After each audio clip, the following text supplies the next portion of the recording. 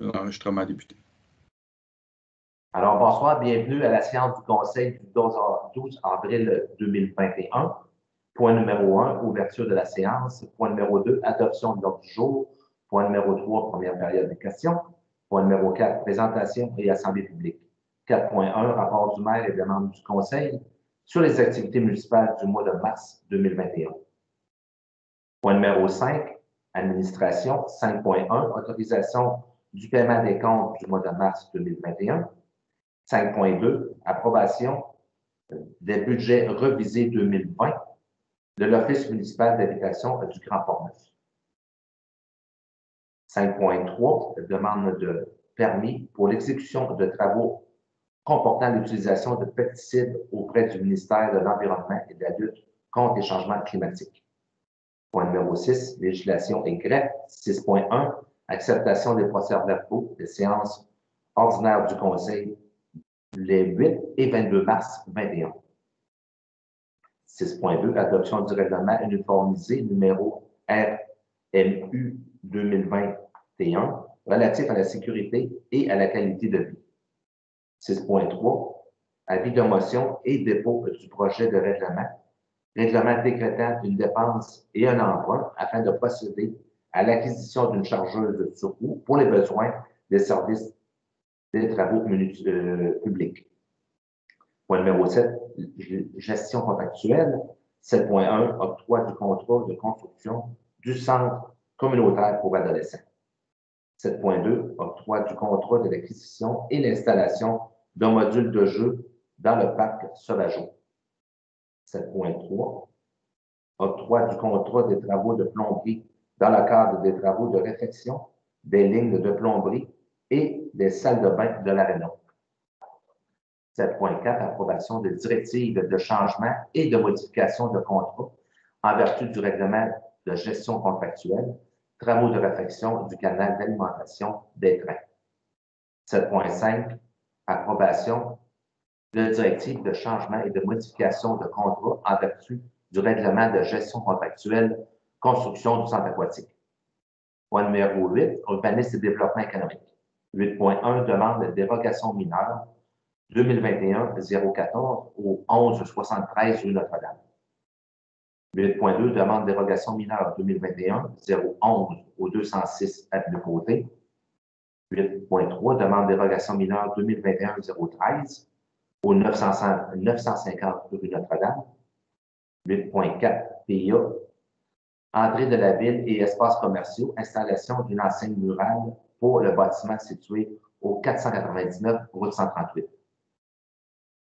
8.5 PIA, entrée de la ville et espaces commerciaux, installation d'une enseigne murale en façade du bâtiment situé au 499 route 138. 8.6 PIA, vieux de la colonne, réfection totale du revêtement de briques des façades avant et latérales droites du bâtiment situé au 203 et 207 rue Notre-Dame. 8.7 PIA, ensemble historique Les Écureuils, installation d'une clôture de bois en cour arrière de la propriété située au 1074 rue Notre-Dame. Point numéro 9, ressources humaines. 9.1, fin du lien d'emploi d'un préposé temporaire au service des loisirs, de la culture et de la vie communautaire. 9.2, embauche d'une réceptionniste. Point numéro 10, autre sujet. 6.1, aide financière au Club Patrimoine et Musique. 10.2, aide financière à CJSR, la télévision communautaire. 10.3, autorisation à l'organisation du relais pour la vie de Port-Neuf pour tenir un barrage routier pour la collecte de fonds. 10.4, autorisation de passage à l'œuvre sonore itinérante intitulée Angélus. Point numéro 11, deuxième période de questions. Point numéro 12, affaires nouvelles. 12.1, aide financière au club de golf dans la Cono. 10.2, correction 12.2, aide financière au club de curling Port-Neuf. Point numéro 13.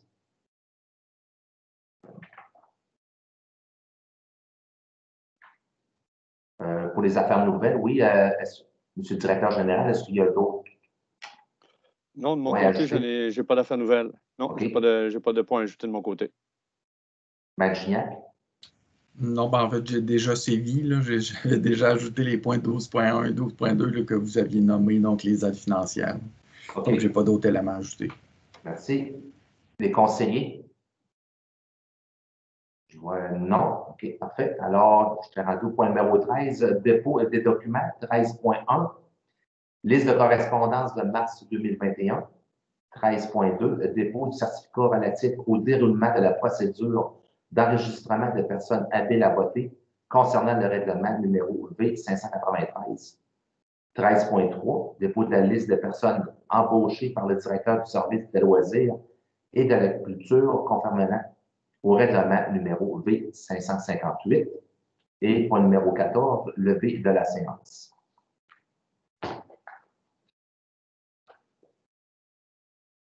Alors, point numéro 1, ouverture de la séance, un proposeur. René-Claude Pichette, je propose. Pichette, merci. Point numéro 2, adoption de l'ordre du jour.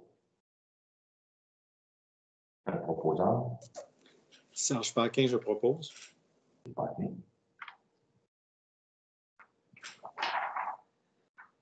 Point numéro 3, première période de questions. Monsieur le directeur général, est-ce que nous avons des questions?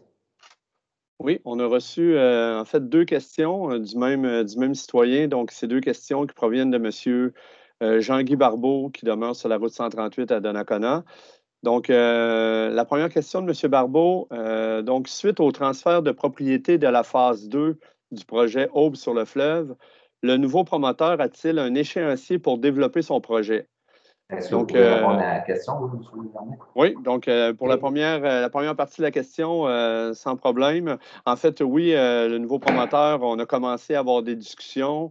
Il y a eu une rencontre avec plusieurs intervenants de la ville et le nouveau propriétaire, là, je vous dirais vers la fin du mois de février. Et il y a des discussions avec le service de l'urbanisme qui sont en cours actuellement.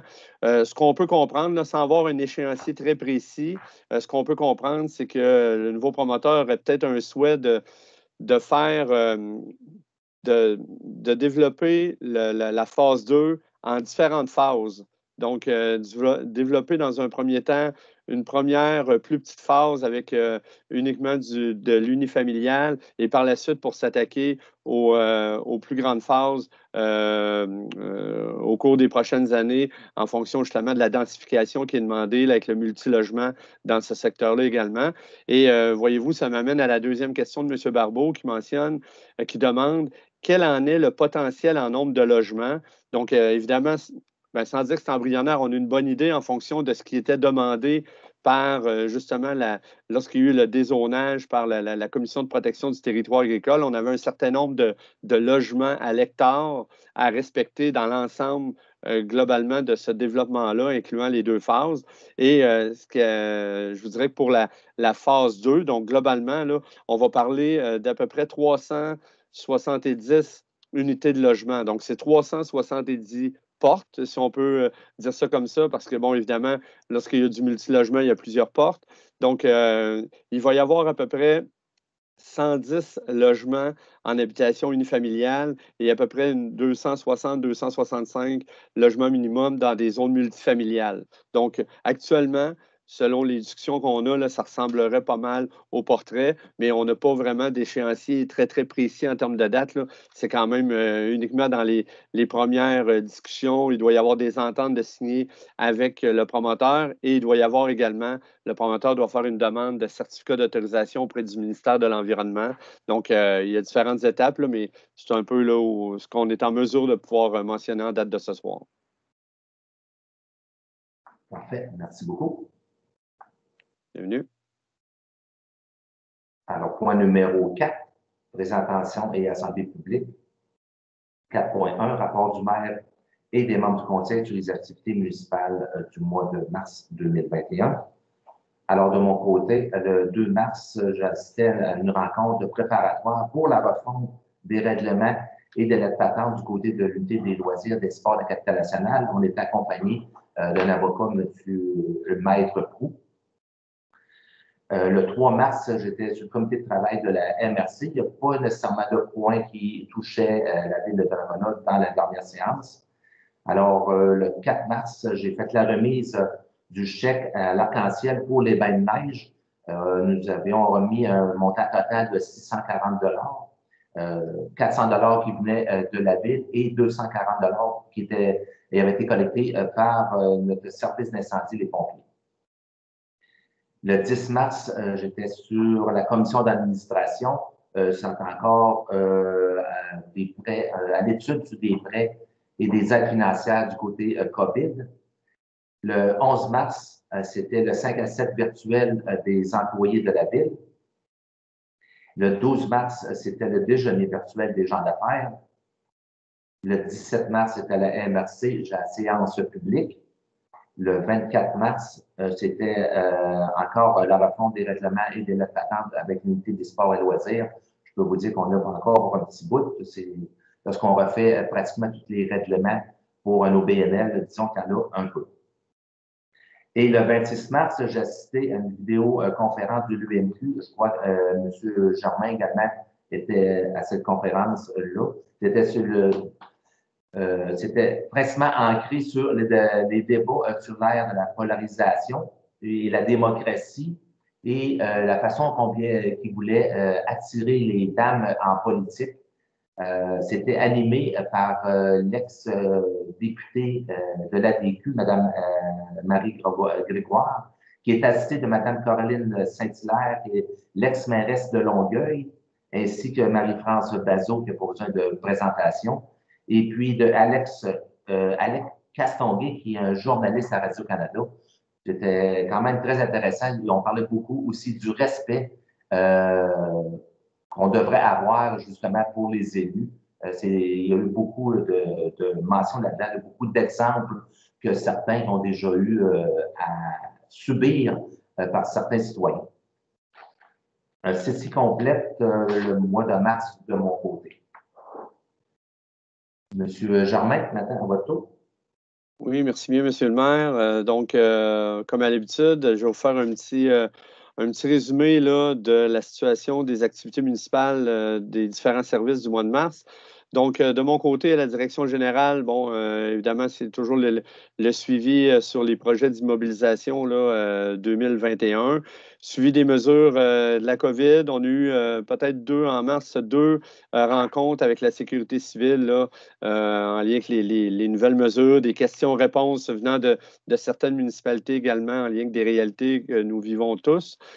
La poursuite des rencontres de préparation avec les cadres intermédiaires en vue des discussions au sujet du renouvellement du manuel de l'employé cadre là, qui est échu depuis le 31 décembre 2019. Il y a également eu, M. le maire en faisait référence, là, la préparation et la co-animation avec M. le maire du 5 à 7 des employés pour parler de nos projets de la prochaine année, mais également du déjeuner des gens d'affaires le 12 mars au matin, qui a quand même attiré de façon virtuelle près de 100 gens d'affaires de notre secteur. Donc, c'est quand même une bonne participation malgré l'aspect virtuel de la chose. La poursuite de la révision de certaines politiques administratives. J'ai participé également à quelques webinaires au cours du mois de mars. Oui, le même que M. le maire faisait référence, mais également sur les faits saillants du budget provincial également. Il y a eu un webinaire qui a été organisé par l'Union des municipalités du Québec. J'ai participé aussi à une rencontre organisée le 10 mars dernier avec la MRC de Portneuf avec l'ensemble des directions générales des villes qui sont incluses dans l'entente sur le technicien en prévention incendie pour le respect des actions du schéma de couverture de risque. Et également, à la fin du mois, en compagnie de Maître Gignac, M. le maire, notre capitaine du service incendie, M. Raymond Benoît, on a rencontré le nouveau capitaine de la Sûreté du Québec, poste de Portneuf, ainsi que notre sergent parrain de la Sûreté du Québec là, pour différents sujets d'actualité touchant la ville de Donnacona, entre autres parler des mesures d'urgence particulièrement. Au niveau du service du greffe, au-delà de la préparation et du suivi, évidemment, des séances qui ont été tenues les 8 et 22 mars. Maître Gignac a travaillé sur plusieurs règlements, plusieurs qu'on voit d'ailleurs ce soir aussi, en tout cas pour quelques-uns. Donc, le règlement précisant le contenu des demandes de permis de construction et de certificat de localisation, le règlement pour actualiser certaines dispositions applicables en matière de construction, celui en lien pour assurer la concordance du règlement 390 qui modifie le schéma d'aménagement et de développement de la MRC de Portneuf. Maître Gignac a également travaillé au règlement décrétant une dépense et un emprunt pour procéder aux travaux de prolongement et de réfection des infrastructures de la rue Sauvageau, et également le règlement imposant les taxes et compensations pour l'année 2021. Donc, c'est des projets de règlement là, qui ont eu des tâches à faire au courant du mois de mars. Il y a eu la réception et traitement de 3 demandes d'accès à l'information, suivi de quelques dossiers de nature juridique et des analyses également en gestion contractuelle, en plus de la signature d'une transaction immobilière qui a été tenue en mars. Participation de projets de lettres de réponse pour des griefs reçus de la part de certains employés. Participation à la poursuite des discussions entourant le renouvellement de l'entente avec les pompiers également et avec les membres du personnel cadre. Suivi sur plusieurs processus d'embauche, donc nos préventionnistes, le poste de réceptionniste à l'Hôtel de Ville qu'on va pourvoir officiellement ce soir. Et évidemment, la poursuite des préparatifs en lien avec les élections générales qui auront lieu en novembre prochain. Donc, les différentes étapes qui se poursuivent en parallèle là, des tâches quotidiennes. Au niveau du service des loisirs, de la culture et de la vie communautaire, il y a eu des dépôts de différentes demandes d'aide financière, des ajustements des horaires en lien avec les mesures sanitaires imposées, donc les horaires de nos préposés col bleu, entre autres, que ce soit pour l'aréna, le centre aquatique. On s'est ajusté au fur et à mesure des directives. Au niveau du centre aquatique, bien évidemment, le succès se poursuit et là, c'est la programmation et les partenariats avec des organismes pour le centre aquatique qui se sont avancés avec les écoles. Donc, il y a déjà là, justement des groupes écoles avec leur bulle classe qui ont commencé à venir profiter du centre aquatique dans les dernières semaines. Ça se poursuit d'ailleurs cette semaine. Au grand plaisir là, des jeunes élèves des écoles primaires. Des discussions avec l'Institut de réadaptation des déficiences physiques de Québec, le club de natation unique également, le club de plongée sous-marine. Donc, ce sont de belles discussions là, pour il y a des gens qui veulent venir utiliser nos bassins. Finalisation des travaux de plomberie à l'intérieur de l'aréna. Donc, c'est maintenant complètement terminé et on poursuit pour finaliser là, les travaux de rénovation du bâtiment de l'ancienne caisse de Les Écureuils. Donc, il va y avoir là, des nouvelles sous peu à ce sujet-là. Poursuite des discussions avec la Ville de Pont-Rouge pour le regroupement des comités locaux de hockey mineur. Donc, un dossier qui suit son cours depuis quand même plusieurs mois, sinon années, et qui est en train de culminer pour faire un certain regroupement des comités locaux pour ne faire qu'un seul regroupement hockey mineur. Le début des inscriptions pour le baseball et le soccer, la tenue des activités qui ont été permises pendant la semaine de relâche, entre autres les cours pour les gardiens avertis là, qu'on a eu l'autorisation des autorités publiques pour les tenir avec évidemment des mesures en place. Rencontre de démarrage d'un projet d'audio-guide au Parc des Berges, la poursuite des préparatifs du camp de jour, oui, on est rendu en 3e vitesse, je vous dirais, là, de préparation là, avant d'arriver avec le grand déploiement là, dans quelques semaines. La planification de la soirée des bénévoles, de la fête nationale, des choses qui se travaillent également. Poursuite de la reconnaissance des organismes. Et vous avez peut-être pu voir pour les membres du Conseil, là, le nombre de prêts de livres et d'utilisateurs de la bibliothèque en mars a vraiment explosé. Et c'est en lien, entre autres, avec un ajustement qui a finalement été terminé, qui s'est terminé avec l'école secondaire, avec la commission scolaire dans les différents logiciels qui permettent également à des utilisateurs de l'école secondaire de pouvoir avoir le service de la bibliothèque municipale. Donc, vous avez vu, là, on est passé de 1300 prêts de livres, des prêts sans contact, à 2128 avec tout près de 700 utilisateurs. Donc, c'était un grand bond.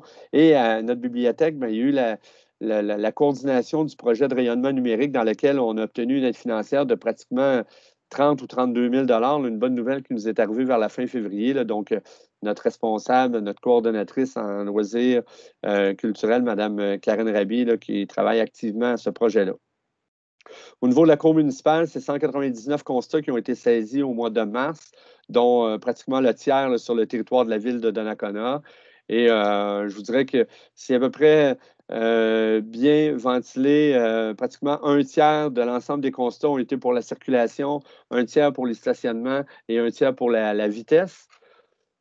Au niveau du service des communications, je vous dirais que, bon, voyez-vous, on est rendu maintenant au-delà de 3600 abonnés de notre page Facebook, ce qui est excellent. Ça continue de toujours progresser mois après mois.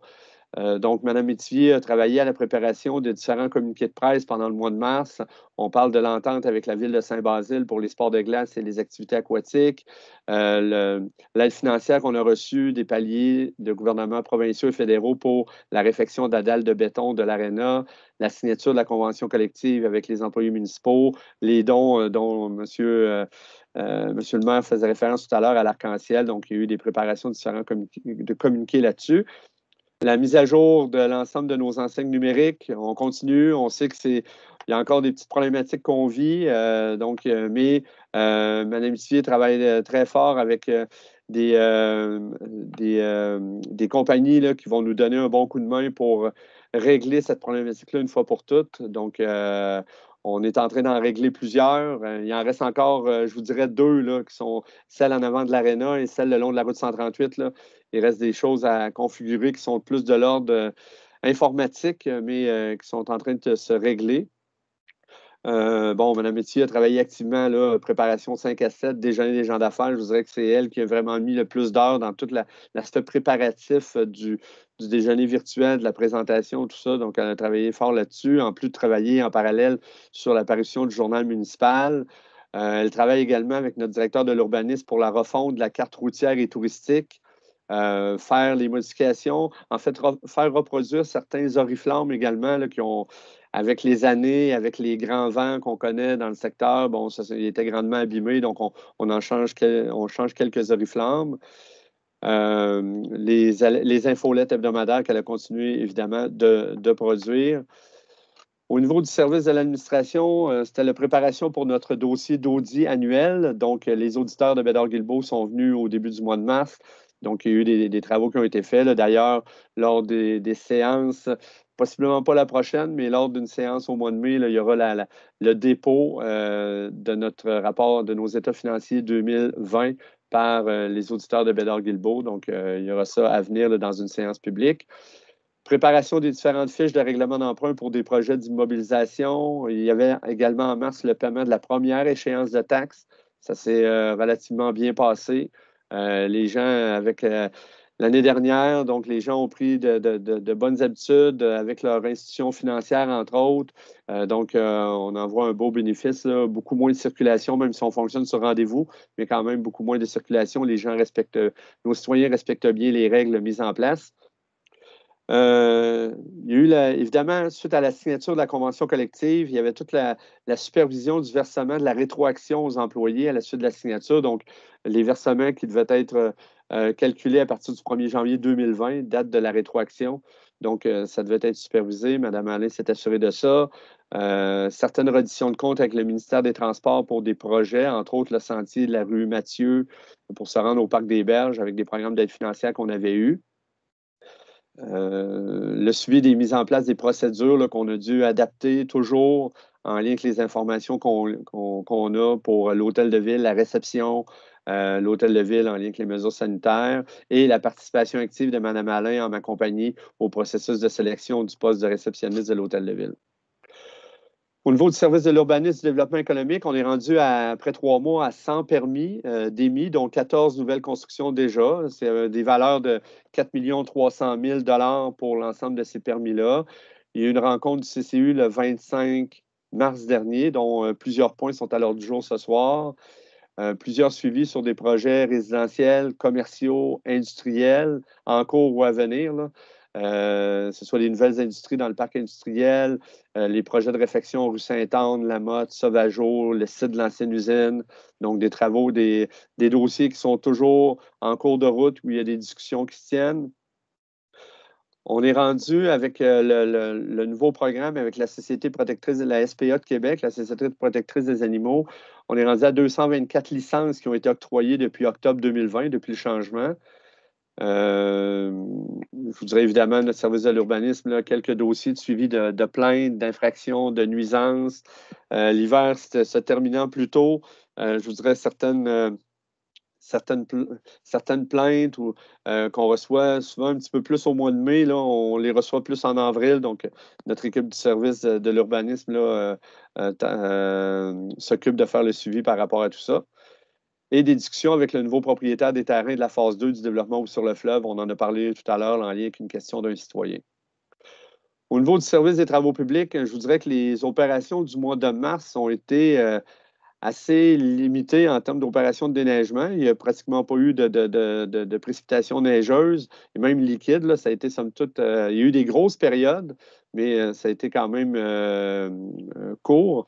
Donc, même notre directeur des travaux publics nous mentionnait que même la période des nids de poules habituels a été assez calme en lien avec la température qu'on a connue. Évidemment, avec la fonte rapide, des gros coups d'eau qu'on a eus, on a eu la problématique d'une embarque qui s'est créée sur la rivière aux Pommes, qui a inondé 2 sous-sols de maisons, et on a eu un blocage d'une conduite d'égout également sur la rue Mathieu là, qui a retenu l'attention.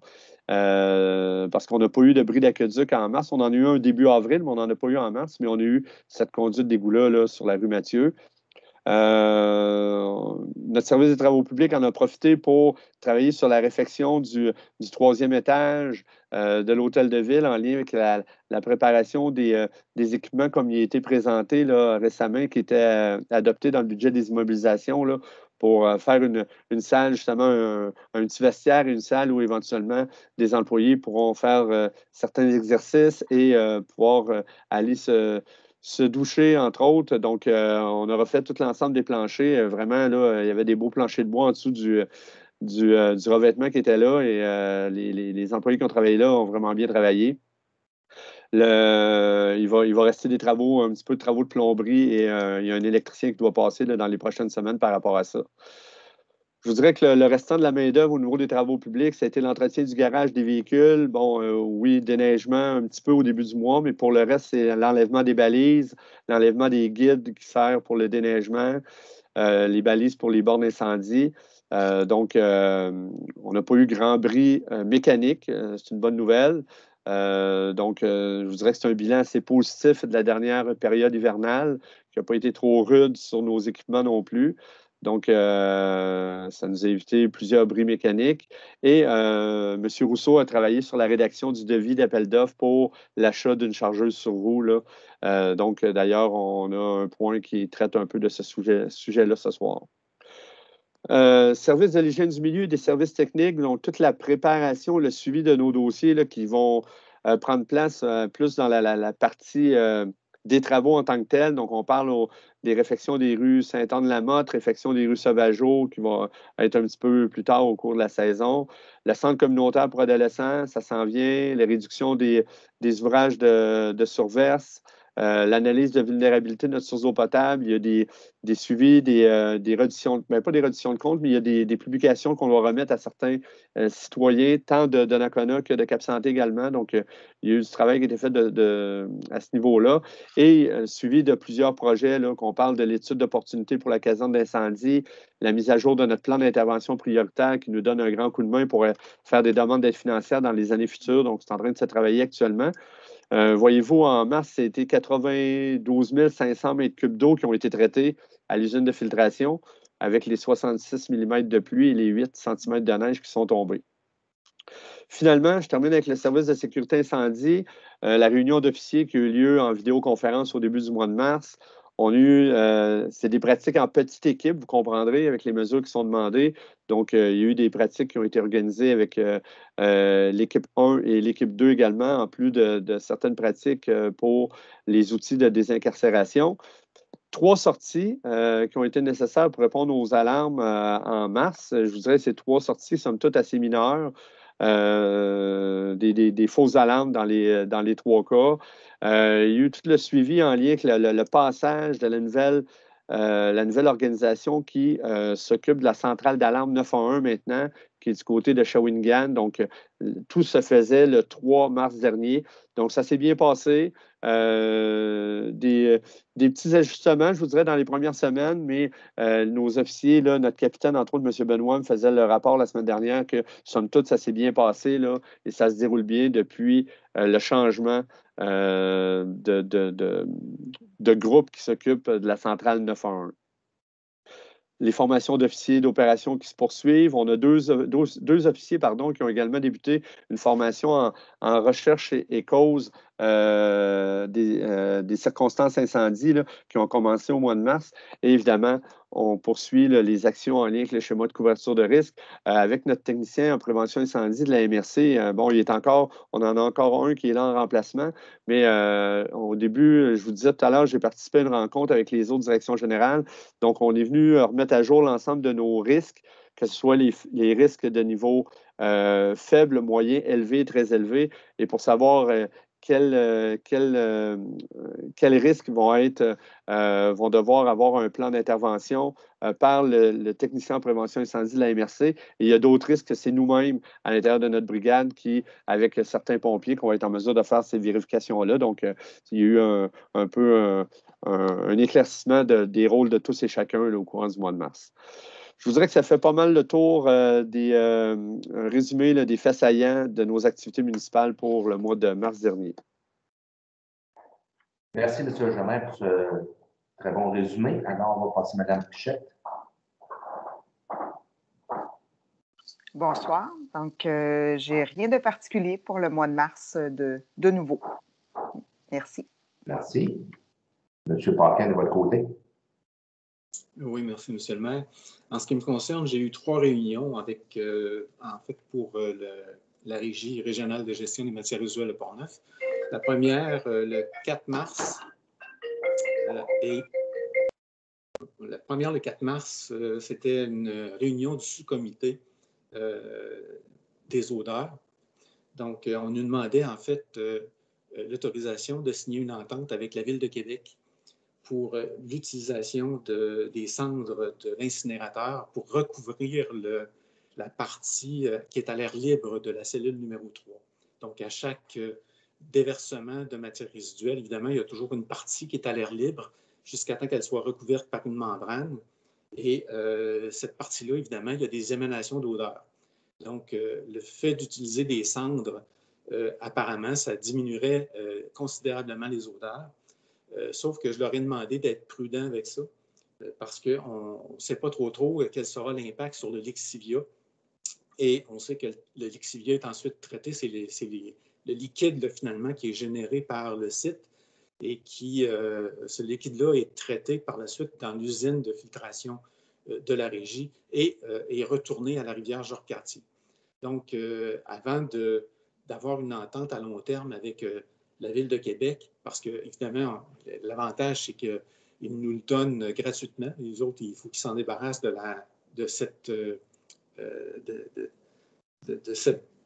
cendres. En fait, ils doivent se débarrasser de ça. Puis, ils ont un site dans Charlevoix pour le faire. Sauf que là, évidemment, c'est avantageux pour eux autres de nous le donner.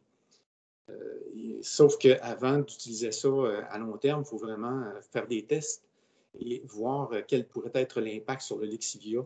Donc, c'est pour ça que je leur ai demandé d'être prudent, puis plutôt que d'avoir une entente tout de suite à long terme, d'y aller par projet pilote. Donc, c'est ce qu'on a convenu de faire. On va se limiter à ça pour tout de suite à court terme, mais si jamais on voyait que ça amenait des complications, notamment pour l'eau, une fois qu'on saura si ça a un impact en tant que tel, en principe, ça ne devrait pas, mais il vaut mieux prévenir que guérir. Donc, c'est ce qu'on a convenu. Ça, c'était l'objet de la première réunion du 4 mars. Ensuite, on a eu la réunion du mois. On est le 18 mars. Donc, à cette réunion, justement, il y avait les points habituels, c'est-à-dire l'approbation des comptes fournisseurs, l'approbation des comptes clients. On a également approuvé le rapport budgétaire. évidemment, le rapport budgétaire, il y a toujours le fameux poste budgétaire là, que je regarde de façon plus attentive, c'est les voyages spéciaux. Donc, actuellement, après le mois de janvier, on était déjà rendu à 11 de voyages spéciaux, donc pour un montant total de 185 815. Donc, ça représente 11 Donc, pour l'instant, ça respecte...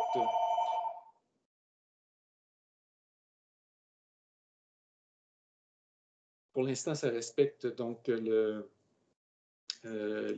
budget en tant que tel. Les autres points de cette réunion-là, on avait aussi l'autorisation pour demander une modification du certificat d'autorisation pour la valorisation des souches et on donnait un mandat à VIA à cet effet-là. Donc, évidemment, le certificat d'autorisation, on avait demandé beaucoup plus que ce qu'on devait traiter à chaque mois. Et par le fait même, bien, ça faisait qu'on avait à payer une caution assez importante au ministère de l'Environnement pour pouvoir procéder à cette tâche-là. Donc, on a décidé de ramener des quantités beaucoup moins considérables pour diminuer la caution, parce qu'on parlait d'une caution au-delà de 1,5 million. Donc, ce qui était énorme pour finalement laisser des souches sécher sur le site d'enfouissement de Neuville jusqu'à temps que la nature ait fait son œuvre là, pour enlever la terre et tout ça, des souches. Puis après ça, on pouvait les envoyer dans des broyeurs là, pour récupérer le bois et la ripe, puis en faire une matière de recouvrement. Donc, sauf que ça n'avait pas de bon sens d'avoir une caution aussi élevée, même si on a essayé de faire changer ça par le ministère de l'Environnement, mais compte tenu qu'il n'était pas possible d'en arriver à une entente, on a fait diminuer à la place la quantité de souches qu'on pouvait conserver sur le site en tant que tel. Il y a eu aussi l'autorisation pour demander des soumissions concernant le recouvrement final du dernier tiers de la cellule numéro 2. Donc, on devrait avoir les résultats à la prochaine réunion. De même que la fourniture de diesel pour les camions de collecte. On a également les résultats des soumissions pour le transport des conteneurs des Eaux-Centre, Saint-Raymond, Sainte-Catherine, de même que de ceux de Saint-Alban, Saint-Hubert et Rivière-à-Pierre. En fait, c'est les entreprises suivantes. On a donné le contrat pour 3 ans. Donc, c'est GFL Environnement, ou plutôt, si vous préférez, Matrec.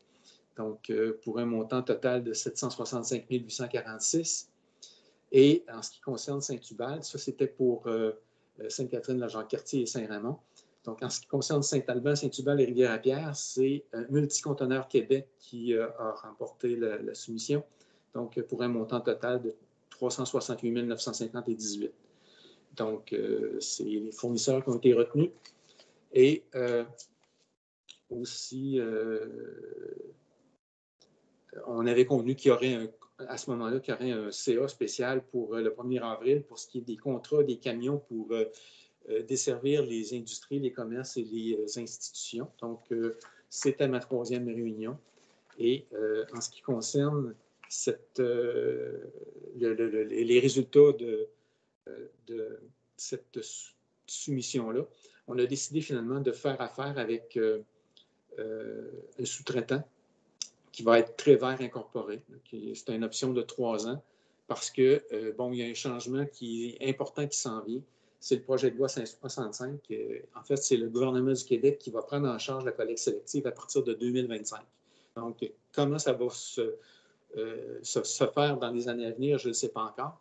Je devrais en savoir un petit peu plus lors de la prochaine réunion qui aura lieu jeudi de cette semaine. Maintenant, pour ce qui est de la collecte des semi-enfouis, on en a quelques-uns sur notre territoire. Il y en a une trentaine sur le territoire de la régie au total. Donc, il y a un changement important, c'est qu'au lieu d'être autour de 13 $ de la levée, c'est 194 $ de la levée, ce qui est énorme comme changement, comme montant à charger. Donc, ce que la régie a convenu de faire, c'est de charger aux municipalités le même montant que les levées normales pour les ICI, pour les 30 qui existent déjà.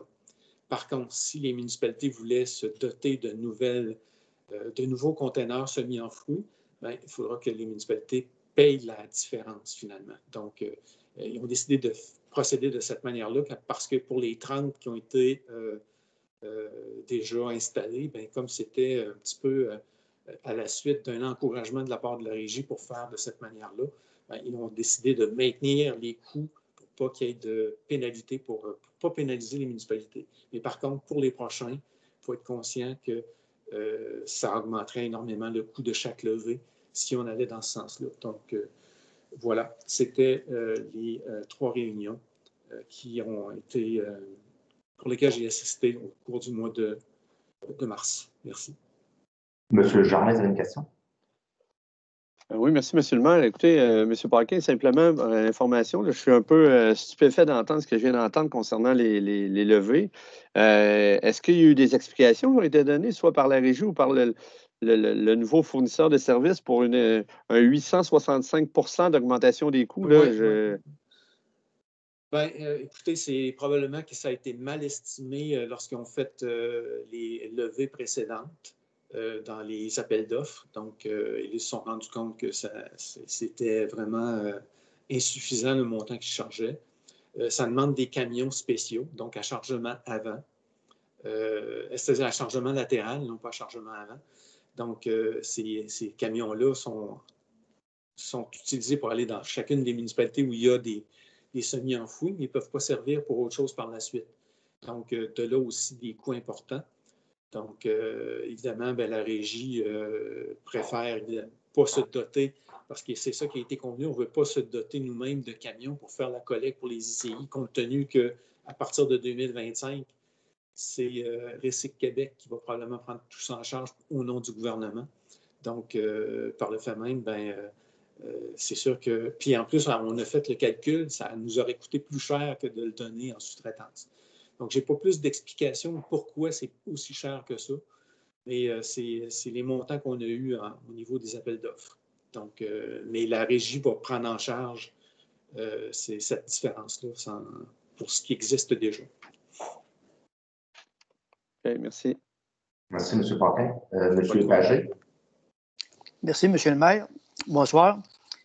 Le 15 mars, j'ai assisté à une rencontre virtuelle du comité du CINAF, Parc des Berges.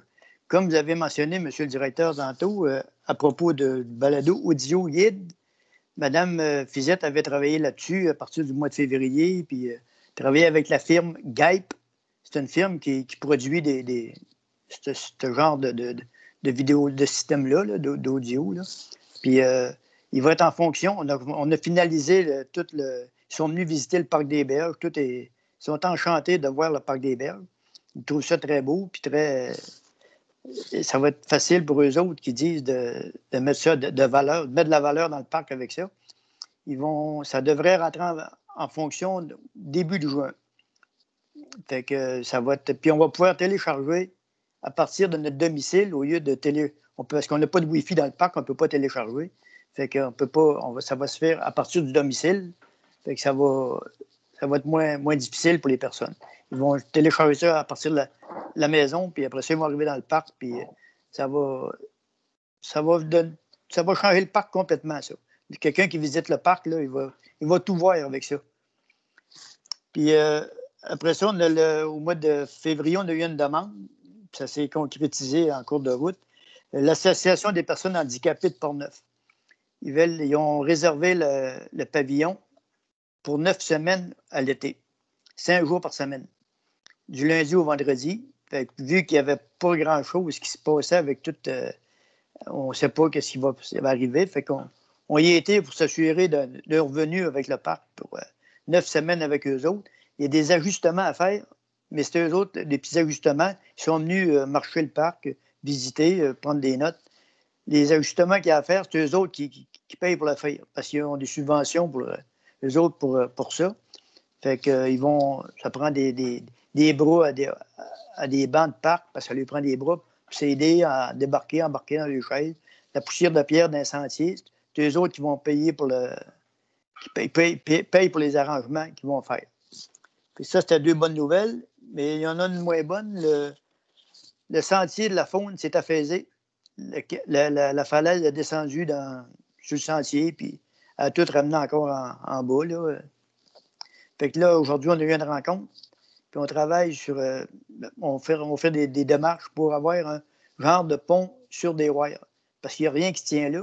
Ça fait qu'on ferait, mettons, ça a à peu près 60 pieds. Fait que un pont suspendu, peut-être que ça se ferait. On va aller voir les prix, là, comment ça coûterait, puis on va aller voir des estimés pour ça, parce que sans ça, le sentier, il est fermé encore. Fait que, puis on ne peut pas travailler dans le bord de la rivière parce que c'est l'environnement. Fait que c'est difficile. Puis c'est pas accessible non plus pour aller enrocher ça, parce que ça même le cap. Puis ça y va pas en camion, ça y va pas avec la machinerie. Fait que c'est plus difficile, mais on essaie de travailler sur un autre système pour être capable de continuer. Fait que c'était ça qui était mon mois de mars. Merci. Merci bien, M. Pagé. Mme Lambert, maintenant. Merci, M. le maire. Bonsoir à tous. Moi non plus, ça n'a pas été très chargé le mois de mars. J'ai eu le 5 à 7 virtuel là, des employés. J'ai participé aussi au déjeuner virtuel des gens d'affaires. Et le 25 mars, j'ai participé aux entrevues pour le poste de réceptionniste à l'Hôtel de Ville. Donc, c'est tout. Merci bien. M. Bellemare. Merci, M. le maire. Bonsoir tout le monde. Pour ma part, au mois de mars, j'ai assisté aussi au déjeuner des gens d'affaires le 12 mars. J'ai eu une formation avec la PHP concernant la lecture des états financiers le 17 mars et le 23 mars. J'ai eu aussi un CA de la PHP, l'Association des personnes handicapées de Portneuf. C'est ce qui complète mon mois de mars. Merci. Merci bien. Mme Blais, pour terminer. Oui, bonsoir. Alors, je vais vous partager mon écran pour vous montrer ce que j'ai fait au cours du dernier mois. Donc, j'ai participé à la rencontre qui a été organisée pour la Charte des régions. C'est un projet du Parti libéral. C'est non partisan, sensible ça a l'air, la rencontre, mais je me sentais comme pas mal toute seule qui n'avait pas ma carte du Parti libéral. Mais quand même, c'était vraiment intéressant comme leur démarche. Je me suis permis là, un commentaire, parce que eux, leur charte, c'est de donner différentes responsabilités, de nouvelles responsabilités aux régions. Et je leur ai rappelé que, par exemple, Portneuf, même si on est dans la capitale nationale, on ne vit pas les mêmes problèmes. On n'a pas le même quotidien que la ville de Québec ou, par exemple, la ville de Lévis qui est dans Chaudière-Appalaches. Fait que je leur ai simplement rappelé que ça pourrait être intéressant peut-être de créer une région administrative Lévis-Québec comme existe pour Montréal puis Longueuil, puis de changer la répartition. Je ne suis pas toute seule à avoir cette idée-là, mais c'est ce qui est à retenir là, de cette rencontre non partisane. Ensuite, j'ai participé au forum de la TCREF. 2 fois, il y avait 4 demi-journées. J'ai participé à 2. Donc, je fais un compte rendu de ce qui était très intéressant. Bon, il y en a un qui parlait de promenade fleuve. Là, on connaît le projet vu qu'on est impliqué là-dedans. Il y en a un autre qui était sur le modèle prédictif de l'eau de baignade de l'île Saint-Quentin à Trois-Rivières. Donc, ce qui est intéressant à retenir, c'est que les gens de Trois-Rivières analysent la conductivité de l'eau pour déterminer si près de l'île Quentin, on peut se baigner ou non, parce que eux, dans leur coin, dans le fleuve, c'est pas baignable, ça a l'air. Ensuite, il y avait une dame de la Route Bleue qui était là, de Cano-Kayak Québec. Alors, ce qu'ils sont en train de faire, ils veulent développer davantage la Route Bleue, puis bon, nous, de Donnacona, la Route Bleue, elle passe devant la ville. Donc, ils sont en train de faire une carte interactive. Et sur cette carte-là, ils veulent présenter tous les attraits qu'il y a dans chacune des villes où il peut être intéressant, évidemment, d'arrêter. Et les villes qui auront collaboré, bien entendu, avec eux pour leur parler des attraits qu'il y a dans la ville, pour faire sortir les kayakistes du fleuve. Donc, les attraits, la faune, la flore, etc. Donc, ils veulent créer, d'ailleurs, des cellules locales pour mieux développer leur parcours de la Route Bleue. Donc, avis aux gens là, qui seraient intéressés à participer à ça. Et le site web qu'ils veulent faire, en lien avec la Route Bleue notamment, c'est ils veulent que ça devienne une espèce de guichet unique pour le public néophyte en kayak. Et ils veulent leur offrir des sorties, tout ça là, par le web. Là, ils ne seront pas des guides ou quoi que ce soit, mais des idées de sortie de 3 heures qui vont être écologiques et éco-responsables, donc qui ne laisseront pas de traces. Alors, encore une fois, avis aux gens qui seraient intéressés à participer avec les gens de Canot Québec.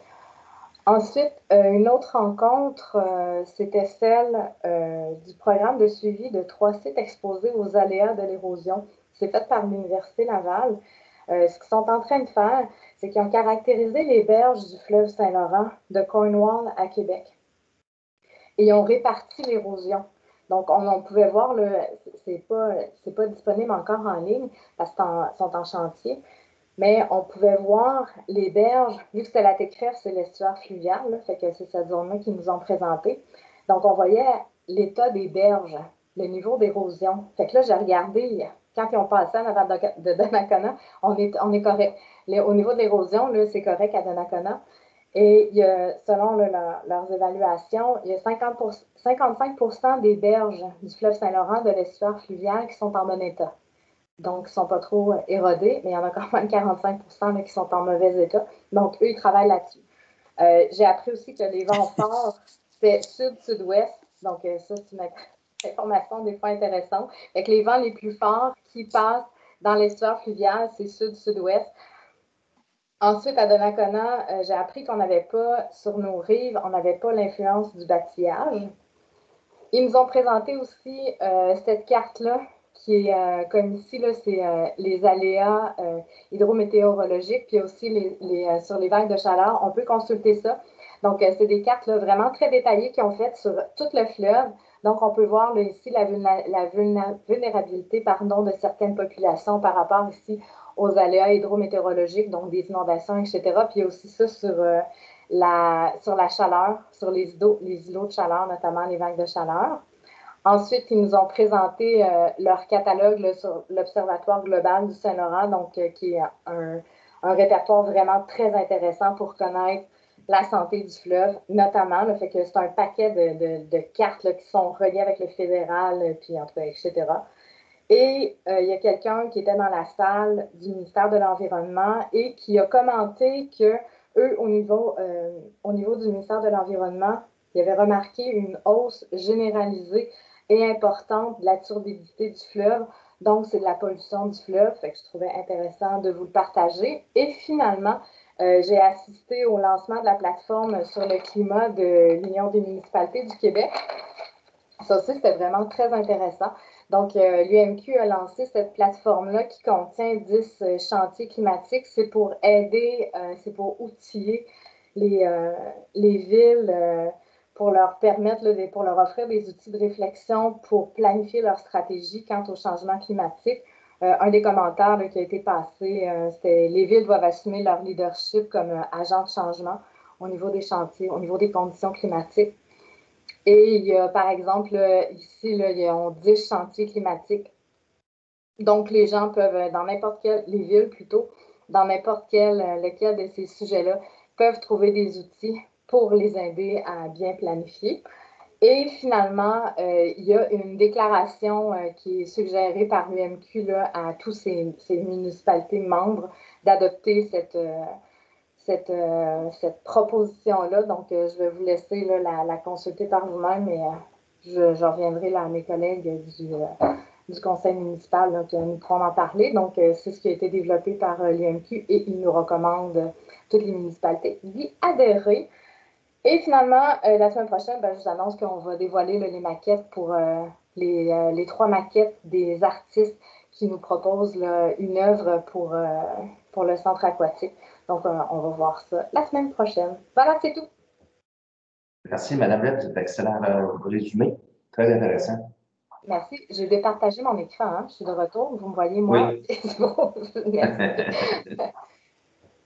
Ceci complète les points numéro 4. Alors, point numéro 5, administration. 5.1, autorisation du paiement des comptes du mois de mars 2021. Vous avez pris connaissance de la liste. Maintenant, j'aurai besoin d'un proposant. Jean-Pierre Pagé, je propose. M. Pagé, merci. Monsieur avec son compte. Alors, 5.2, approbation des budgets revisés 2020 de l'Office municipal d'habitation du Grand Port-Neuf. Alors, considérant que le budget 2020 de l'Office municipal d'habitation du Grand Port-Neuf, revisé par la Société d'habitation du Québec, la SHQ, avait été transmis le 5 mai 2020, considérant que les budgets ont été approuvés et revisés, et considérant que la Ville approuve les budgets préparés par l'OMH-GP pour la portion relative à la Ville de Donnacona, les budgets revisés par l'OMH-GP n'avaient pas été l'objet d'une approbation officielle de la Ville. Alors, la résolution est que la Ville, correction, est d'approuver les budgets revisés de 2020 de l'Office municipal de l'habitation du Grand Port-Neuf pour la Ville de Donnacona. J'aurais besoin d'un proposeur. Sylvie Lambert, je propose. Est-ce qu'il y en a qui sont contre? Okay. Alors, 5.3, demande de permis pour l'exécution de travaux comportant sur l'utilisation de pesticides auprès du ministère de l'Environnement et de la lutte contre les changements climatiques, considérant que dans le cadre de ces activités, il est nécessaire que la Ville obtienne un permis pour l'exécution de travaux comportant l'utilisation de pesticides du ministère de l'Environnement et de la lutte contre les changements climatiques en vertu de la loi sur les pesticides. La résolution que la Ville de Donnacona présente une demande de permis pour l'exécution des travaux comportant l'utilisation des pesticides du ministère de l'Environnement et de la lutte contre les changements climatiques en vertu de la loi sur les pesticides dans le cadre de ces activités et que le conseil municipal de la Ville de Donnacona autorise M. Tommy Rousseau, directeur du service des travaux publics, à déposer au nom de la Ville cette demande de permis ainsi qu'à signer tous les documents nécessaires au ministère de l'Environnement et de la lutte contre les changements climatiques en vertu de la loi sur les pesticides. On va seulement utiliser en majeure partie les pesticides contre deux principales espèces, je pourrais dire, soit qui est l'herbe à poux et puis la perce de cocasse. À préciser, dans le secteur c'est ça, le secteur du CN, là, où on a des interventions à faire, principalement pour la berce du Caucase et certains endroits pour l'herbe à puce également, là, dans ce secteur-là. Parfait. Merci bien, M. Germain. Alors, j'ai besoin d'un proposant. Francis Bellemare, je propose. Merci, M. Bellemare. Est-ce qu'il y en a qui sont contre? Merci. Alors, ceci complète les points numéro 5. Point numéro 6, les trois prochains vont être expliqués par Maître Gignac. Alors, le point numéro 6, législation et greffe. 6.1, acceptation des procès-verbaux de la séance ordinaire du Conseil tenu le 8 et le 22 mars 2021. Donc, comme à chaque première séance du mois, donc, le Conseil doit approuver là, les procès-verbaux des séances du mois précédent. Donc, dans le présent cas, là, les procès-verbaux des séances ordinaires du Conseil qui ont été tenus les 8 et 22 mars 2021. Donc, vous aviez là copie dans vos documents. Alors, Dany Blais, je propose. Merci, Mme Blais. Et ça ne sont contre. Alors, 6.2, adoption du règlement uniformisé numéro RMU 2021 relatif à la sécurité et à la qualité de vie. Donc, règlement numéro RMU 2021. Donc, c'est un règlement uniformisé, en fait, là, qui permet, en fait, qui est identique pour l'ensemble des municipalités de la MRC. Donc, c'est un règlement qui prévoit différentes dispositions et différents chapitres, là, dont le stationnement, entre autres, les nuisances, les chapitres sur les animaux. En fait, ce règlement-là vise à faciliter un peu l'application des règlements municipaux là, qui sont appliqués par la Sûreté du Québec, donc pour éviter d'avoir différents règlements appliqués. Donc, c'est des règlements uniformisés qui existent depuis un bon moment déjà. La dernière version remontait à 2019, donc le RMU de 2019, qui avait été adopté. Donc, il y a eu quelques amendements depuis. Maintenant, il y a un comité à l'échelle de la MRC là, qui fait une révision périodique de ce règlement-là. Donc, le comité là, a soumis un nouveau règlement, là, une mise à jour complète du règlement, donc, qui est le projet de règlement, le RMU 2021. Donc, il y a un avis de motion là, qui a été déposé, qui a été donné là, lors de la séance du 8 mars 2021 et le projet a été déposé à cette même séance. Donc, la résolution là, est vraiment d'adopter le règlement, que le conseil municipal adopte le règlement uniformisé RMU 2021 relatif à la sécurité et à la qualité de vie tel que déposé, que donc le conseil autorise les officiers municipaux et les agents de la paix à délivrer des constats d'infraction, à entreprendre des poursuites pénales au nom de la ville en vertu de ce règlement, et finalement là, que ce règlement-là soit transmis à la Sûreté du Québec, à la Cour municipale commune de Donnacona, ainsi qu'à la MRC de Portneuf. Merci, M. Gignac. Alors, j'ai besoin d'un proposant. René-Claude Pichette, je propose. Est-ce qu'il y en a qui sont contre? Parfait. Alors, 6.3, avis de motion et dépôt du projet de règlement. Règlement décrétant une dépense et un emprunt afin de procéder à l'acquisition d'une chargeuse sur roue pour les besoins des services des travaux publics. Donc, la Ville là, doit procéder au remplacement d'une chargeuse sur roue pour les besoins du service des travaux publics. Donc, c'est une acquisition là, qui est financée au moyen d'un emprunt. Donc, règlement d'emprunt. Donc, tout règlement doit être d'abord précédé d'un avis de motion et du dépôt du projet de règlement. Donc, il s'agit de l'avis de motion là, et du dépôt du projet de règlement. Donc, le règlement numéro V594, qui est règlement décrétant une dépense et un emprunt, fait procéder à l'acquisition d'une chargeuse sur roue pour les besoins du service des travaux publics. Merci. On va avoir un proposeur. Serge Paquin, je propose. Merci, M. Paquin. C'est là qui sont contre. Merci, M. Gignac. Ceci complète les points numéro 6. Donc, point numéro 7, gestion contractuelle. 7.1, octroi du contrat de construction du centre communautaire pour adolescents. Alors, considérant que le projet de construction du centre communautaire pour adolescents, la Ville a procédé à l'adoption du règlement numéro V591 afin de décréter et financer ces travaux. Considérant l'appel d'offres lancé par la Ville afin de procéder à la réalisation de ces travaux, les soumissions reçues pour la réalisation de ces travaux se détaillent comme suit. Alors, construction N Bossé incorporée, 853 150 et 14, ceci incluant les taxes. Construction Envergure incorporée à 834 000 et Alain M&M 833 453 et 78. Après l'analyse des soumissions et la recommandation de l'architecte du projet d'octroyer le contrat au plus bas soumissionnaire conforme, considérant que l'entreprise Alain M&M est le plus bas soumissionnaire conforme, alors la résolution est d'octroyer le contrat de construction du centre communautaire pour adolescents à l'entreprise Alain M&M, suivant les conditions stipulées au plan et devis préparé pour ce projet, et que l'octroi de ce contrat est toutefois conditionnel à l'approbation par le ministère des Affaires municipales et de l'Habitation du règlement d'emprunt numéro V591. J'ai besoin d'un proposeur. Jean-Pierre Pagé, je propose. M. Pagé. Est-ce qu'il y en a qui sont contre?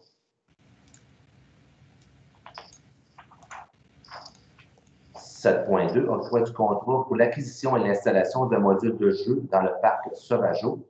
Alors, considérant que la Ville prévoit procéder à l'installation de modules de jeu dans le cadre de l'aménagement du parc Sauvageau, la proposition de l'entreprise Go-Élan pour le module de jeu Hugo, considérant qu'en vertu du règlement numéro B578 sur la gestion contractuelle, la Ville peut conclure ce contrat de gré à gré. Alors, la résolution est d'octroyer le contrat pour l'acquisition et l'installation de modules de jeu dans le parc Sauvageau à l'entreprise Go-Élan pour la somme de 102 303 et 51, incluant les taxes. Les conditions de ce contrat sont celles prévues dans la proposition de Go-Élan et d'autoriser une dépense de 102 303 et 51 à même le poste budgétaire. J'aurais besoin d'un proposant. Sylvie Lambert, je propose. Ouais. Est-ce qu'il y en a qui sont contre?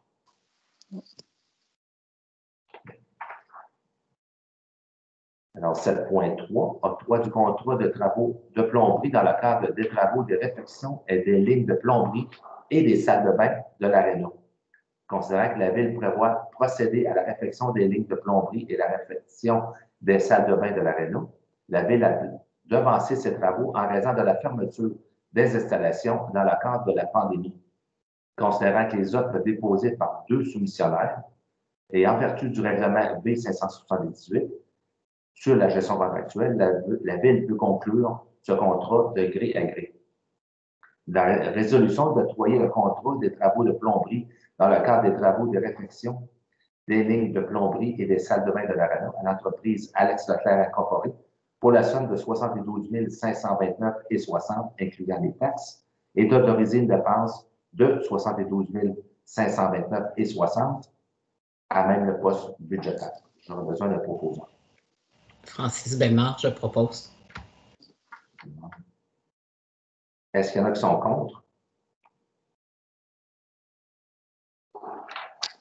Merci. Alors, 7.4, approbation de directives de changement et modification de contrat en vertu du règlement de gestion contractuelle, travaux de réfection du canal d'alimentation des trains. Monsieur le directeur général.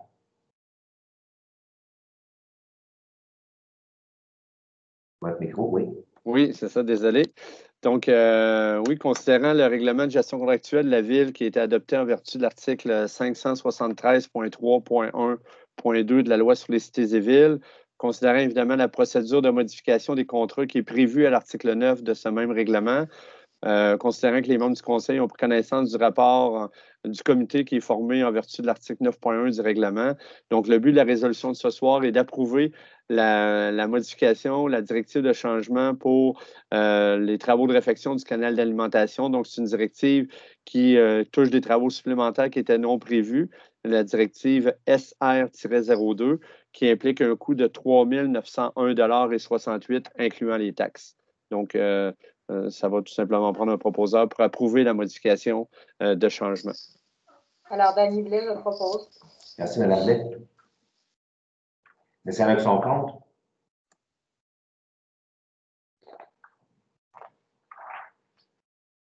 Alors, 7.5, approbation de directives de changement et de modification de contrat en vertu du règlement de gestion contractuelle, construction du centre aquatique, M. Germain. Oui, donc toujours selon le même règlement que je viens de stipuler à la résolution précédente, avec les mêmes procédures de modification, le rapport qui provient du même comité. Donc, cette résolution-ci est pour approuver les directives de changement impliquées donc, pour la construction du centre aquatique. Donc, on a des directives qui sont plus d'ordre architectural, donc les directives A23, A28, A33 et A34 qui sont incluses dans l'ordre de directive de changement numéro 8. Donc, les coûts impliqués pour cette partie-là est de 35 430,01 $, incluant les taxes. Et au niveau des directives touchant la structure dans l'ordre de directive de changement numéro 9, donc c'est la S02. Donc, on parle du coût impliqué de 5 667,85 $, incluant les taxes également. Donc, ça va prendre un proposeur pour approuver ces modifications. Merci. Alors, un proposant? René-Claude Pichette, je propose. Est-ce qu'il y en a qui sont contre? Merci. Alors, ceci conclut les points numéro 7. Maintenant, le point numéro 8, urbanisme et développement économique. 8.1, demande dérogation mineure 2021-014 au 1173 rue Notre-Dame. Alors, considérant que la demande de dérogation mineure énoncée en titre a été déposée à la Ville, qu'une demande de permis numéro 2021-0057 a été formulée afin d'autoriser une allée d'accès résidentielle d'une largeur supérieure au maximum prescrit pour une résidence récemment construite.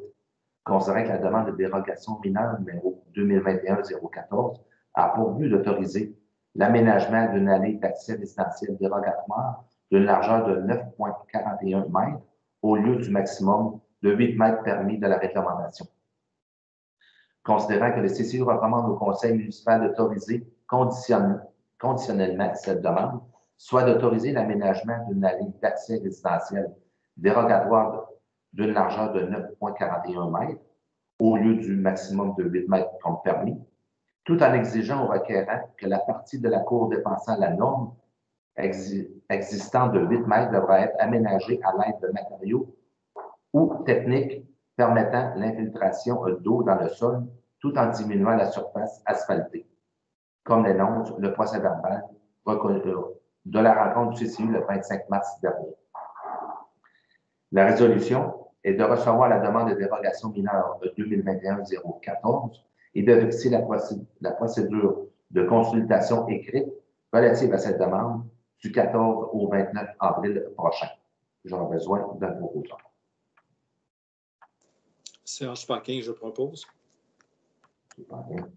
Est-ce qu'il y en a qui sont contre? Alors, 8.2, demande dérogation mineure 2021-011 au 206 avenue Côté. La demande dérogation mineure énoncée à titre a été déposée à la Ville. La requérante désire se conformer à la réglementation en vigueur dans le but de vendre sa propriété et qu'une non-conformité a été relevée sur le terrain par l'arpenteur géomètre. Considérant que la demande dérogation mineure numéro 2021-011 a pour but de rendre conforme la somme de marge de recul latérale du bâtiment principal mesurée à 5,76 mètres au lieu du minimum de 6 mètres comme prescrit.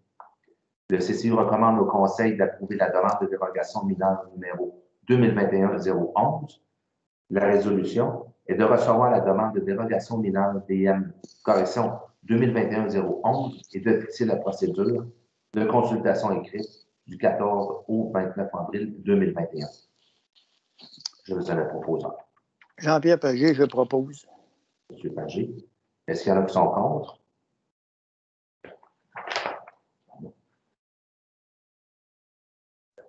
Alors, 8.3, demande dérogation mineure 2021-013 au 950 rue Notre-Dame. Une demande de permis, correction, considérant qu'une demande de permis est en préparation pour le requérant qui analyse la faisabilité de son projet et souhaite obtenir l'autorisation de construction d'un cabanon isolé dérogatoire en cour arrière.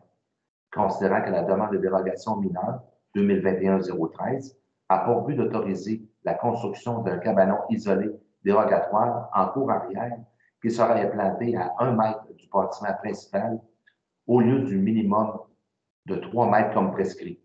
Considérant que le comité reconnaît que selon les faits présentés dans la demande, dont entre autres les proximités trop importantes avec la résidence principale du requérant et celle voisine, celle-ci pourrait porter atteinte à la jouissance du droit de propriété des immeubles voisins, qu'elles ne permettent pas nécessairement un respect des objectifs visés au plan d'urbanisme et ne causera pas un préjudice au demandeur si elle n'est pas accordée.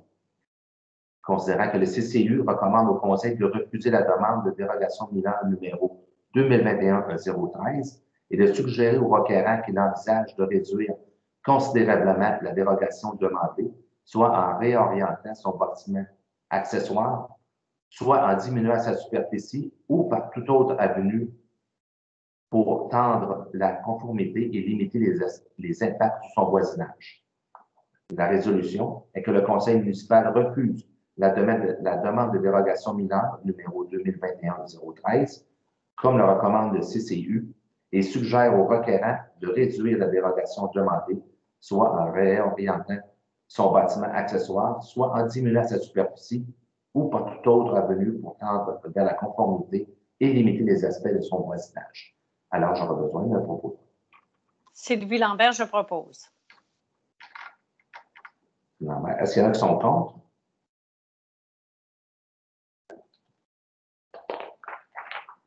B.4, PIA, entrée de la ville et espaces commerciaux, installation d'une enseigne murale pour le bâtiment situé au 499 route 138.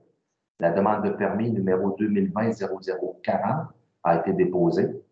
Considérant que la demande visée vise l'installation d'une enseigne murale fixe, fixée sur la façade avant du bâtiment commercial situé au 499 route 138 à Donnacona pour le centre médical Donnacona.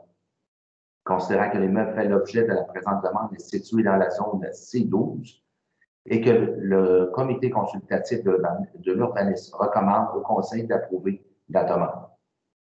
La résolution est d'approuver le projet présenté dans la demande afin de permettre l'émission du permis numéro 2020-0040 et la réalisation des travaux projetés. J'aurai besoin d'un proposant. Francis Bellemare, je propose. M. Bellemare, est-ce qu'il y en a qui sont contre?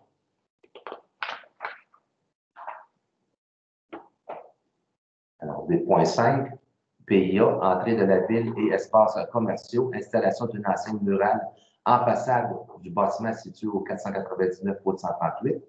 Demande de permis numéro 2020-0042.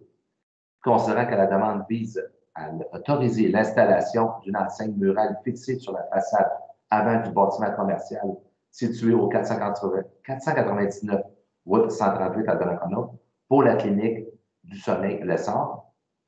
L'immeuble fait l'objet de la présente demande est situé dans la zone C12 et considérant que le CCU recommande au Conseil d'approuver la demande, alors la résolution est d'approuver le projet présenté dans la demande de permis numéro 2020-0042 et de permettre la réalisation de ces travaux projetés.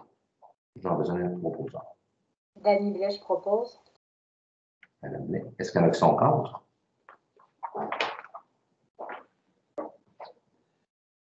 « 8.6 PIA Vieux Donnacona, réfection totale du revêtement de briques des façades avant et latérales droit du bâtiment situé au 203-207 rue Notre-Dame.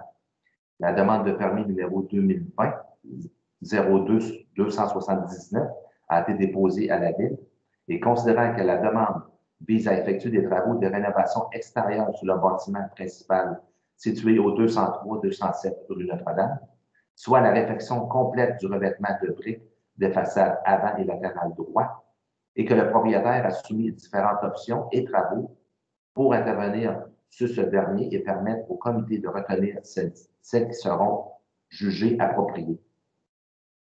Et considérant que l'immeuble fait l'objet de la présente demande, a été répertorié dans la base données patrimoniale de la MRC de Portneuf, et l'immeuble faisant l'objet de la présente demande est situé dans la zone CV4 et le CCU recommande au Conseil d'approuver conditionnellement la demande pour comme l'énonce le procès verbal de la rencontre du CCU le 25 mars dernier.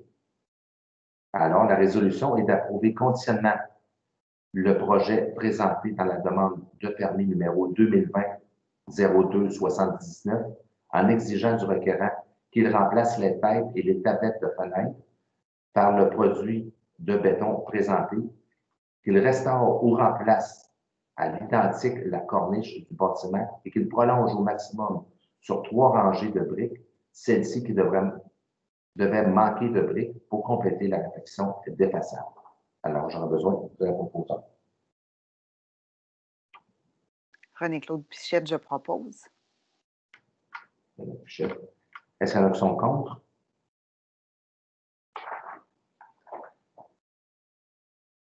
« 8.7, puis il y a ensemble historique Les Écureuils, installation d'une clôture de bois en cour arrière de la propriété située au 1074 rue Notre-Dame.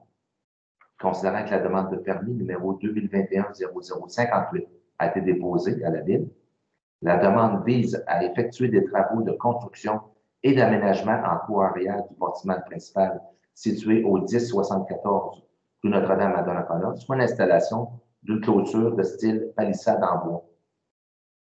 Considérant que l'immeuble fait l'objet de la présente demande a été répertorié dans la base des données patrimoniales de la MRC de Portneuf, l'immeuble fait aussi l'objet de la présente demande est situé dans la zone RA33 et considérant que le CCU recommande au Conseil d'approuver la demande, alors la résolution est d'approuver le projet présenté dans la demande afin de permettre l'émission du permis numéro 2021-0058 et la réalisation de ces travaux projetés.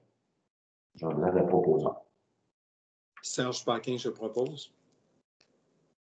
Est-ce qu'il y en a qui sont contre? Ceci conclut les points numéro 8 de l'urbanisme et développement économique. Maintenant, on va passer au point numéro 9, qui sont ressources humaines. Les 2 prochains points vont être expliqués par le directeur général. Alors, 9.1, fin du lien d'emploi d'un préposé temporaire au service des loisirs, de la culture et de la vie communautaire. Oui, donc, considérant la résolution numéro 2020-11-355 qui a été adoptée lors de la séance du 9 novembre 2020 par laquelle le conseil municipal procédait à l'embauche de M. René Gignac au poste de préposé au service des loisirs, de la culture et de la vie communautaire à titre d'employé temporaire en probation, considérant le rapport qui a été soumis par le directeur du service des loisirs, de la culture et de la vie communautaire. Donc, le but de la résolution de ce soir est que le Conseil confirme la fin du lien d'emploi avec la Ville de Donnacona et le congédiement de M. René Gignac au poste de préposé au service des loisirs, de la culture et de la vie communautaire à titre d'employé temporaire en probation. Merci, M. Germain. Alors, proposant. Jean-Pierre Pagé, je propose. Pagé. Est-ce qu'il y en a qui sont contre? Alors, 9.2, embauche d'une réceptionniste. Oui, donc, considérant qu'il était nécessaire de procéder à l'embauche d'une réceptionniste pour les besoins du service de l'administration de l'Hôtel de Ville, considérant la recommandation du comité de sélection qui était formé dans le cadre de ce processus d'embauche suivant la publication d'une offre d'emploi et la tenue des entrevues.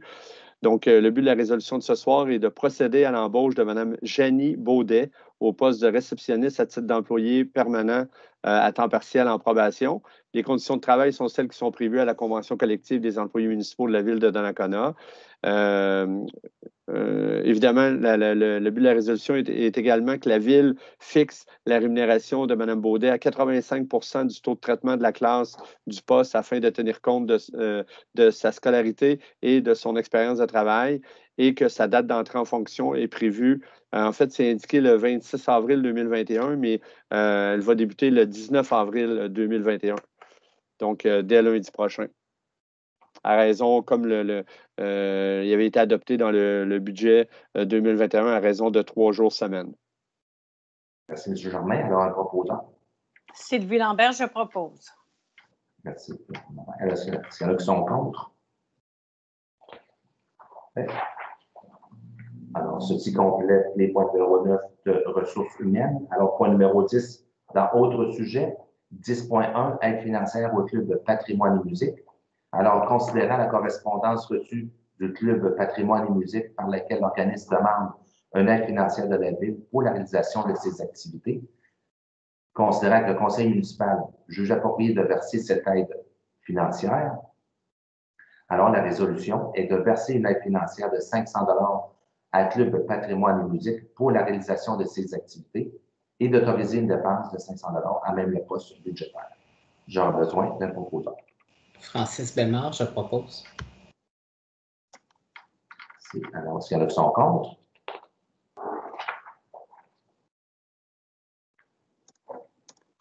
« 10.2, aide financière à CJSR, la télévision communautaire. » Alors, considérant la correspondance reçue de la télévision communautaire CJSR, par laquelle l'organisme demande une aide financière de la Ville pour la réalisation de ses activités, et considérant que le Conseil municipal juge approprié de verser une telle aide financière, alors la résolution est de verser une aide financière de 2190,75 à CJSR, la télévision communautaire, et d'autoriser cette dépense à même le poste budgétaire. J'aurais besoin d'un proposant. Dany Blais, je propose. Madame Blais, merci. Est-ce qu'il y en a qui sont contre?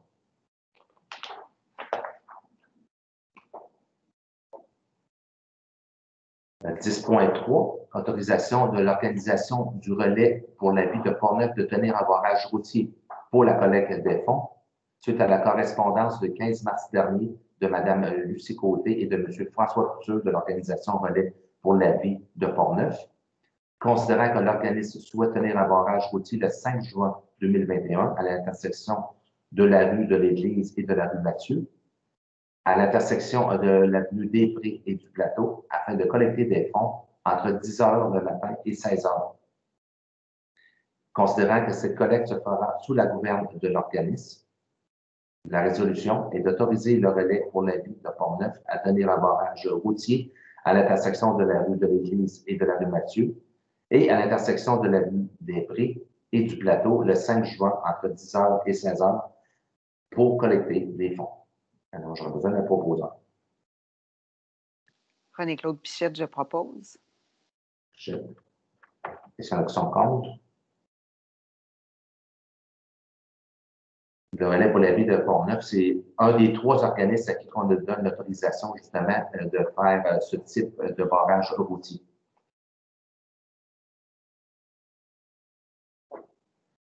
Alors, 10.4, autorisation de passage à l'œuvre sonore itinérante intitulée Angélus, suite à la correspondance du 16 avril 2021 de Mme Nadine Lisotte du collectif d'artistes de l'Orchestre Homme Orchestre concernant le projet d'œuvre sonore intitulé Angélus, considérant que l'Orchestre Homme Orchestre est un collectif d'artistes de Québec et de Portneuf qui présentera du 26 au 6 juin prochain un projet intitulé Angélus dans le cadre du Carrefour international de théâtre de Québec et du OFTA.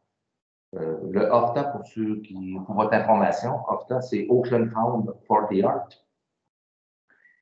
Et considérant que le projet Angélus est une œuvre sonore itinérante qui circulera dans les municipalités entre Québec et Montréal afin d'injecter un peu de poésie dans le quotidien et d'émerveiller les passants qui croiseront par hasard dans leur route Angélus musical dans le respect des règles sanitaires.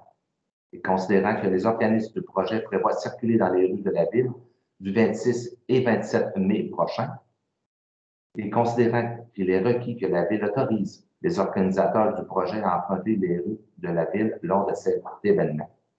Alors, la résolution est d'autoriser le collectif d'artistes, l'Orchestre d'Homme Orchestre, à emprunter les rues de la ville dans le cadre de l'œuvre sonore itinérante intitulée Angélus le 26 et le 27 mai prochain. J'aurais besoin d'un proposant. Serge Paquin, je propose. Est-ce qu'il y en a qui sont contre?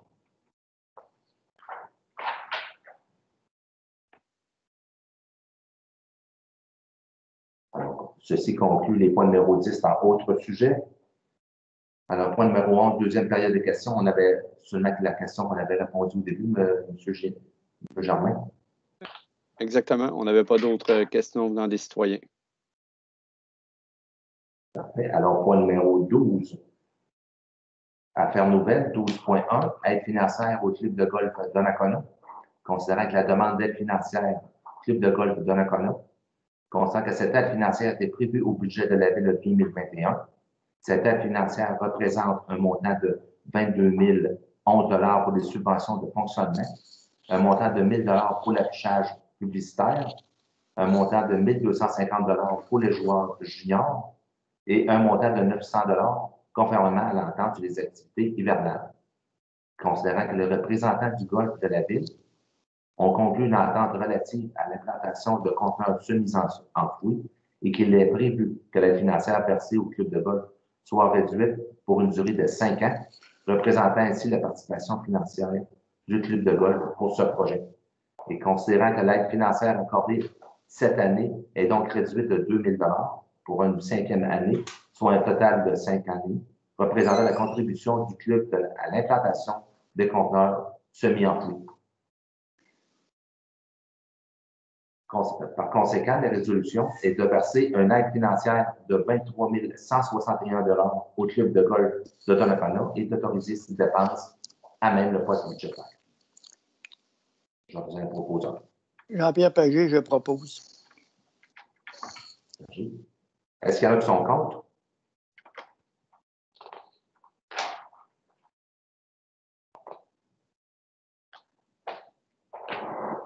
Alors, 12.2, aide financière au club de curling Portneuf Incorporé. Alors, considérant la demande d'aide financière au club de curling Portneuf Incorporé, le budget de 2021 de la Ville prévoit une aide financière à ce club.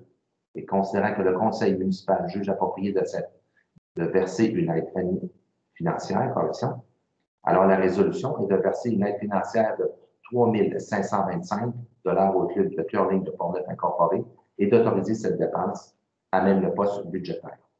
Je vous donne un proposant. Sylvie Lambert, je propose. Lambert.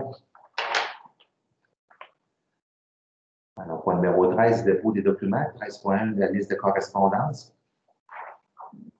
Le 13.2, les dépôts du certificat relatif au déroulement de la procédure d'enregistrement de personnes habiles à voter concernant le règlement numéro V593.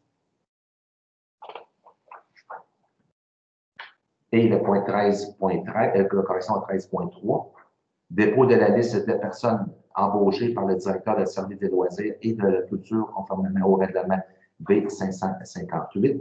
Alors, c'est Mme Mélissa Pelletier, surveillante de la bibliothèque. Et le point numéro 14, levé de la séance. J'aurais besoin d'un proposeur. Francis Bellemare, je propose. M. Bellemare. Est-ce une option contre?